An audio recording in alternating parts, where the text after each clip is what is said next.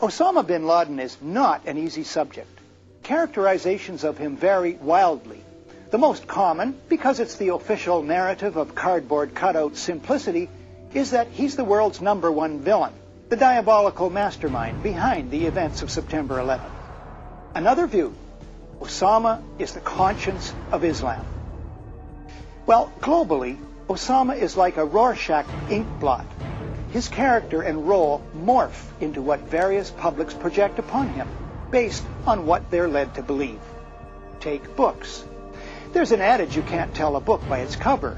Maybe so, but you can tell it by its index. Bin Laden, the man who declared war on America, is by Joseph Bodansky, former senior consultant to the Pentagon and U.S. State Department. Bodansky explains a vast global conspiracy, it says in the foreword. The index entries on bin Laden in this 440-page book run almost 2 pages. But there are just 4 references to the CIA, mostly brief, and they reveal nothing. Yet the decades-long $8 billion CIA covert operation in Afghanistan was also its largest ever, according to numerous sources, including journalist John Cooley in his book, Unholy Wars, Afghanistan, America, and International Terrorism. Contrast the Bodansky book with this one, Taliban, by Ahmed Rashid.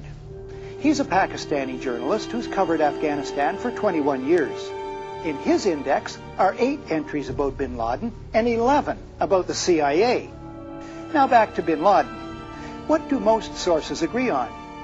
We know bin Laden is born in Saudi Arabia in 1957. Okay, we're not sure about the year. His father becomes a close friend of the king and fabulously wealthy. Bin Laden Corporation becomes one of the largest construction companies in the Middle East. In this business, you're dealing with the Pakistani intelligence, the ISI, Saudi intelligence, the CIA. With his family's blessing, Osama becomes closely associated with the CIA in the Afghan war against the Soviets. Bin Laden Corp., Ahmed writes, built major training camps for the CIA. In 1986, he helped build the Coast Tunnel Complex, which the CIA was funding as a major arms storage depot, training facility, and medical center for the Mujahideen. At this point, bin Laden's story, like Stephen Leacock's horse, rides madly off in all directions. My questions: did he turn against the CIA? Maintain ties while making anti-American statements? Was he manipulated? Former associates describe him as deeply impressionable, always in need of mentors. Rashid writes, "You're forced to turn to a larger canvas," as in the final draft of this to-be-published book, The War on Freedom, Causes and Consequences of 9/11, by Nafiz Ahmed, Executive Director of the Institute for Policy Research and Development in Brighton, England. He's an Oxfam campaigner who specializes in writing international reports on human rights. News of his reports have been carried by Reuters, Associated Press, The Guardian, The Independent, The Jewish Chronicle, and the London Jewish News. Ahmed writes that bin Laden is merely a piece in a chess game. The stakes of the game are the last of the world's oil reserves and the Bush administration's consolidation of power to pursue a drastic, unlimited militarization of foreign policy on a massive and unprecedented scale, required by long-standing elite planning, while crushing domestic dissent and criminalizing legitimate protest. I believe that if we shrink from testing Ahmed's overview and accept only the headlines of the day, we will fail to see the forest for the trees. The USA helped recruit, train, and equip thousands of killer mujahideen in the anti-Soviet war. Ahmed's book and other evidence shows the recruiting of and training of terrorists, including those in Al-Qaeda, has continued for years. The White House went underground with this aid. This is detailed in the 1993 book, The Outlaw Bank, A Wild Ride into the Secret Heart of BCCI. BCCI stands for Bank of Credit and Commerce International. It collapsed after exposure of its massive fraud and corruption. The book's authors are Jonathan Beatty and S.C. Gwynn. Beatty was an investigative reporter and senior correspondent for Time magazine. Gwynn, Time's economics editor and author of Selling Money. Further evidence of the long and deep involvement of the CIA in terrorism is found in the 1987 book, Crimes of Patriots, a true tale of dope, dirty money, and the CIA by Jonathan Whitney.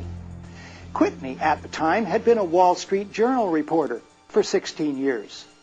He wrote that neither the director of the CIA nor the deputy director had, in his career, shown any reluctance to shed American or foreign blood in covert military operations.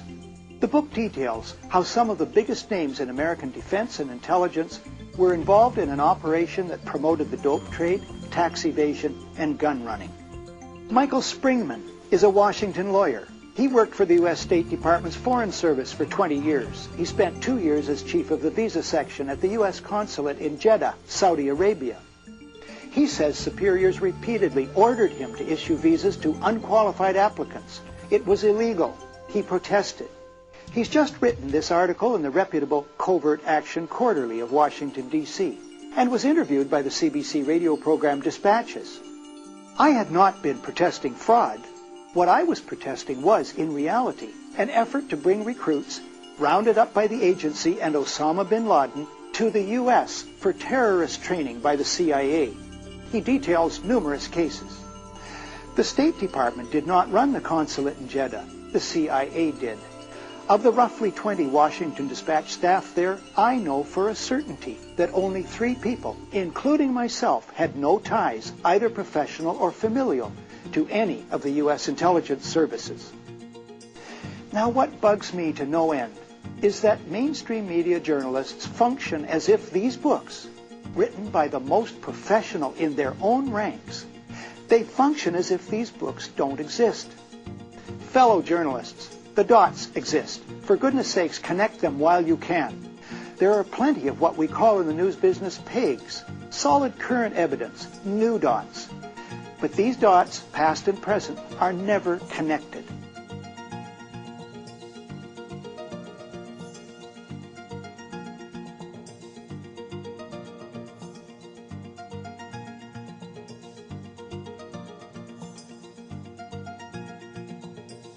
Though, as always, the intelligence community has gone almost immediately to Osama bin Laden as a principal suspect.